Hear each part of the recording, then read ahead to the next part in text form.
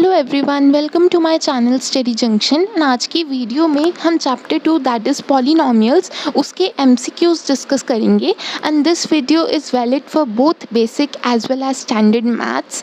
तो मैं जब भी कोई क्वेश्चन डिस्कस करूँगी, आज हम 11 क्वेश्चंस को डिस्कस करेंगे। तो जो भी क्वेश्चन आएगा मैं आपको बता दूँगी कि किस के लिए वैलिड है फॉर बेसिक मैथ्स और फॉर स्टैंडर्ड मैथ्स। तो आप अपने हिसाब से उन क्वेश्चंस की तैयारी कर सकते हो। वैसे इफ़ यू आस्क मी, आई से कि आप सभी एमसीक्यूज़ को अच्छे से करो। कभी पता नहीं होता कि कौन सा एमसीक्यू किस जगह पे आ जाए, ठीक है। तो आप सभी एमसीक्यूज़ को अटेम्प्ट करना एंड हम स्टार्ट करते हैं फर्स्ट क्वेश्चन से। सो इनका जो फर्स्ट क्वेश्चन है, इसमें आपको one of the zeros given है दैट इज़ -3। एक क्वाड्रेटिक पॉलिनोमियल गिवन है एंड हमें यहाँ पर k की वैल्यू निकालनी है। नाउ जिस तरह का एक्सप्रेशन दिया है, इस हिसाब से स्टैंडर्ड मैथ्स के लिए क्वेश्चन वैलिड है ज़्यादा। बाकी बेसिक मैथ्स वालों के लिए थोड़ा सिंपल एक्सप्रेशन वो कर देंगे, जैसे कि उन्होंने अपने सैम्पल पेपर में भी डाला था क्वेश्चन, तो वो थोड़ा सा इसको सिंप्लीफाइड कर देंगे। बट क्वेश्चन का जो वो पूछना चाहता है वो इंटेंट वही रहता है, ठीक है। तो अब यहाँ से आपको k की वैल्यू निकालनी है, तो आप या तो सम ऑफ ज़ीरोज़ कर सकते हो या प्रोडक्ट ऑफ ज़ीरोज़ कर सकते हो। यहाँ जो सॉल्यूशंस हैं वो मैं ज़्यादा डिस्कस नहीं करूँगी, ठीक है। आपके सामने ही लिखे हुए हैं तो वो आप देख सकते हो एंड बेटर रहेगा अगर आप खुद अटैम्प्ट करो। I will only discuss the hints. तो sum of zeros and product of zeros यहाँ पर आप लगाओगे तो इजीली आपका आंसर आ जाएगा। वैसे भी एनसीईआरटी में आपने काफ़ी ऐसे क्वेश्चंस अटैम्प्ट करे होंगे। उसके बाद नेक्स्ट क्वेश्चन है that is a quadratic polynomial whose zeros are -3 and 4 is. Now this is valid again for both basic as well as standard maths. ज़्यादा ये बेसिक के लिए है, ठीक है। इस तरह से आपको दे देंगे। यहाँ पर जो मेथड यहाँ दिए है वो भी आप कर सकते हो, अदरवाइज डायरेक्ट फॉर्मूला है x² - sx + p, यानी sum of zeros and p means product of zeros. तो उस तरह से भी आप कर सकते हो, ठीक है। तो काफ़ी इम्पॉर्टेंट क्वेश्चन है क्योंकि लास्ट ईयर सैम्पल पेपर में एग्ज़ाम में ये क्वेश्चन आए थे इसी टाइप के। उसके बाद हम करते हैं नेक्स्ट क्वेश्चन डिस्कस। तो ये हमारा इन्होंने ऑल्टरनेट मेथड भी दिया था ऊपर, जो मैंने आपको बताया x² - sum of zeros into x + product of zeros, तो वो भी आप कर सकते हो। उसके बाद ये एक नेक्स्ट क्वेश्चन है जिसमें आपको zeros of the quadratic polynomial given है, ठीक है। आपको वैल्यू निकालनी है a एंड b की, ठीक है। तो यहाँ अगेन वही सेम प्रिंसिपल लगेगा, sum of zeros and product of zeros and solution पूरा का पूरा आपके सामने है एंड आपको करेक्ट ऑप्शन चूज़ करनी है, ठीक है। तो यहाँ पर इस केस में जो answer that is D part, a = 0 and b = -6।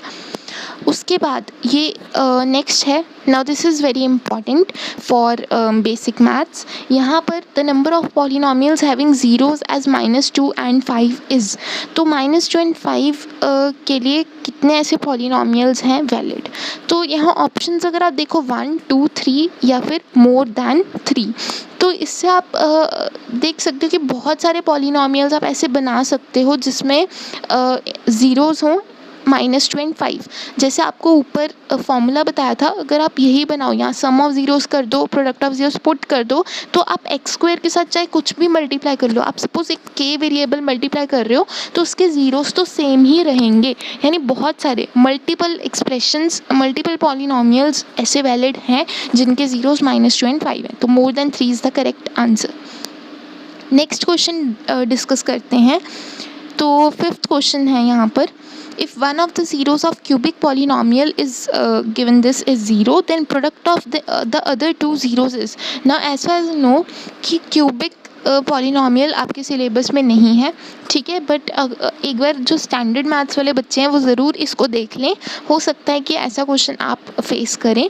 तो इसका सोल्यूशन भी आपके सामने है, डायरेक्ट ही फॉर्मूलाज हैं इनके। Sum of product at two zeros at a time c/a के बराबर होता है एंड सिंपली आपको वैल्यूज़ पुट करनी थी, तो आपका आंसर आ जाता है c/a। सोल्यूशन आपके सामने एक बार पूरा देख लीजिए। इसके बाद नेक्स्ट सिक्स्थ क्वेश्चन देखते हैं। ये अगेन क्यूबिक का है, तो अगेन स्टैंडर्ड मैथ्स वाले बच्चे ही इसे देखें। One of the zeros of cubic polynomial is -1, then product of other two zeros is. Again same similar question है, ठीक है। तो आप बिल्कुल सिमिलर वे में इसको सॉल्व कर सकते हो। अब हम नेक्स्ट क्वेश्चन को देखते हैं। ये इसका पूरा सोल्यूशन भी है, तो अगर आपको स्क्रीनशॉट चाहिए तो आप ले सकते हो।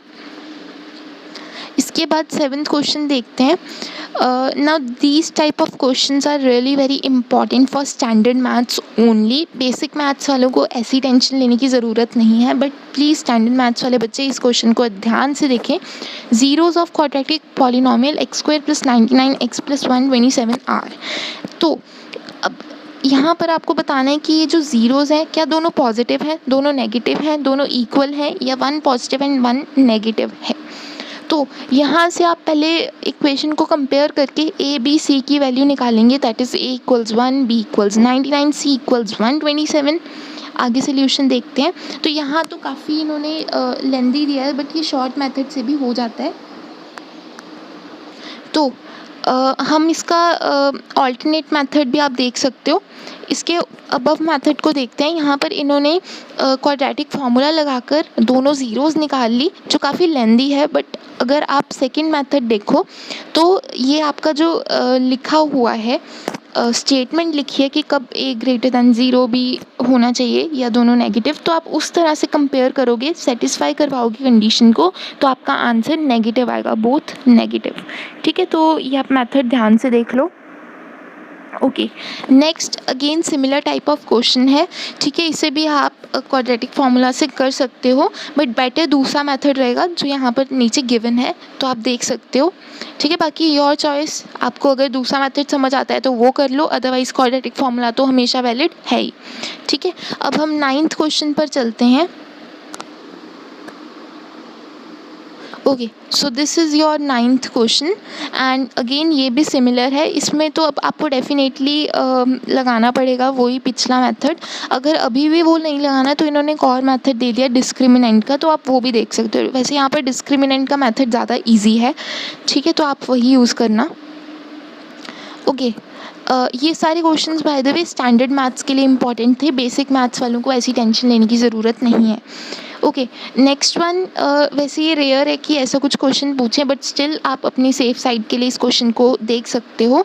One of the zeros of quadratic polynomial of the form this is the negative of the other than it. आगे पूरी ऑप्शंस दिए हैं एंड उसका सोल्यूशन भी गिवन है। इतना ज़्यादा ये ज़रूरी नहीं है, बट स्टिल अगर आप करना चाहते हो तो यू कैन डू इट। अब हम चलते हैं लास्ट क्वेश्चन पर।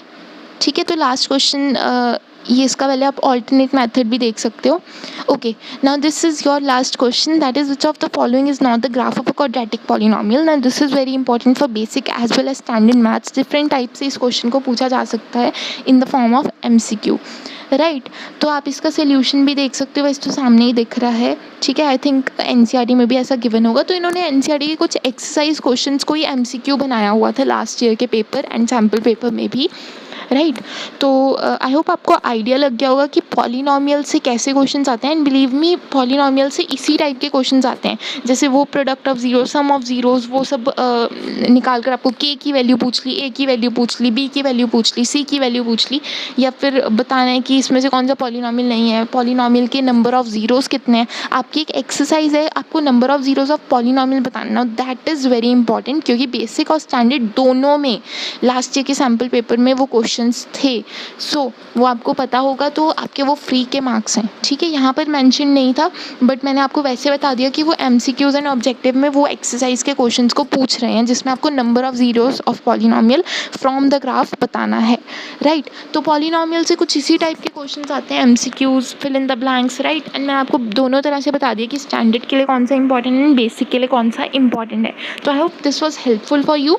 अगर आपको ये हेल्पफुल लगा है तो please share this video and also like and comment below. अगर आपको कुछ भी बात करनी है या कोई नेक्स्ट वीडियो के बारे में कुछ बात करनी है या आपको कोई डाउट्स है तो वो भी आप क्लैरिफाई कर सकते हो मुझसे बात करके। ठीक है, so that was all for this video. I will see you all in the next one. Till then, good bye.